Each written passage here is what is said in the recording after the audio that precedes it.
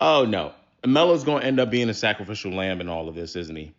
He's gonna end up being the one that y'all end up hating when in reality it's really slick shit by Stephen A. Smith and LeBron James, even though they wrong at different portions. Anyway, Stephen A. Smith, if you haven't seen the clip yet, it's all over the internet. He goes on Melo's show 7 p.m. in Brooklyn, and he just really just goes in on LeBron James. I think that first the Pat McAfee thing and the way that was done really, really bothered him. But I want to show a clip from Melo first because I do want to defend Melo a little bit because a lot of y'all don't know Melo is actually pretty cool with Stephen A. Smith.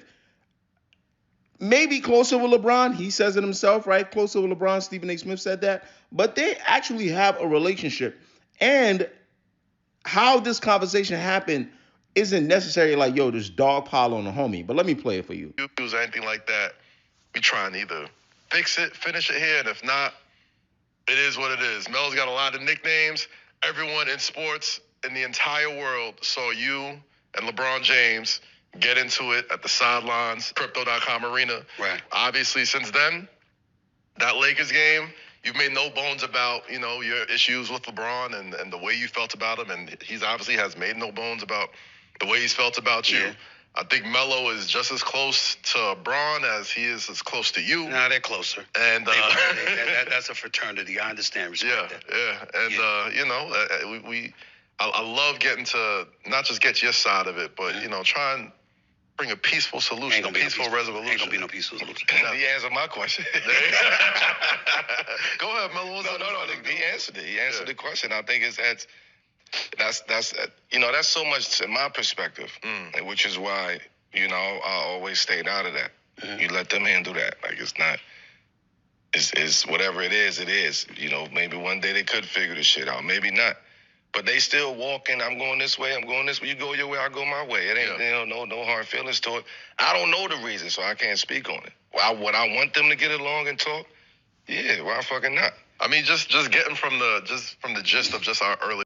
All right, so pretty long clip, but if you're still here, the point I'm trying to make is Melo really trying to play this like, yo, it's between both of them. I guess Kaz and the producers or whatever, they presented it to Stephen A as like some peaceful shit. Like, can we help you guys get to a resolution? And then Stephen A kind of went off the rails because he tight. You know what I'm saying?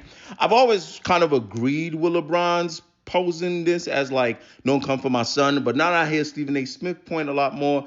He's like, yeah, but you were being a bit calculated. And that's my next point of why y'all can't put this on Melo. Put this on maybe Stephen A. Smith more and LeBron James' passive-aggressive, subliminal-filled way of moving.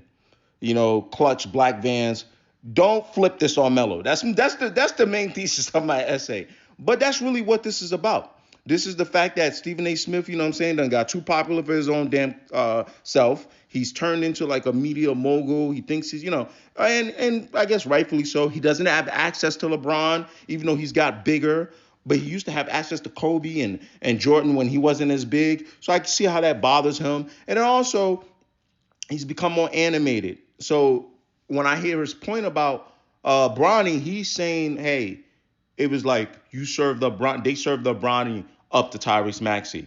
I think you can deliver that a lot better. But his point is, hey, I feel as though that LeBron James is all performative etc. Now, this is my final piece.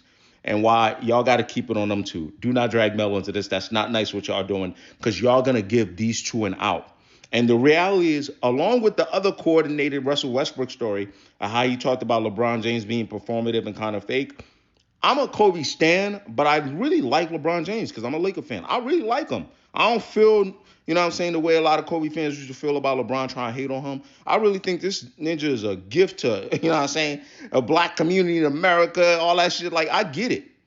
But he does have, I tell you who my favorite rapper is, Jay-Z.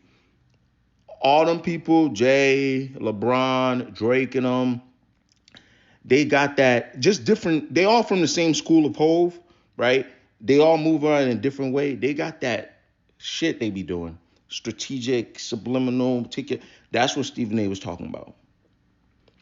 You know what I'm saying? Like, go to Pat McAfee show, the show that come after yours, and I'm going to dog you out then and act like they have that. Is Stephen A. Smith jumping the gun and wrong about a lot of shit? Yes, I'm not saying that. But this is because both of them are knuckleheads. LeBron just less louder, bigger, and y'all love him a lot more because Stephen A is hella annoying. I get it. But he's more subtle and strategic. But I can see why it's getting under Stephen A's skin. And he's the player. He's the one that brings the product to the. I get it. But I say all that to say, it's not what it looks like. Okay, Melo had to Melo had to make a call at HQ and HQ LLP. That's what we do. We defend. We used to defend rappers. Now we defend basketball players. We do PR. I said, Melo, send that 7K.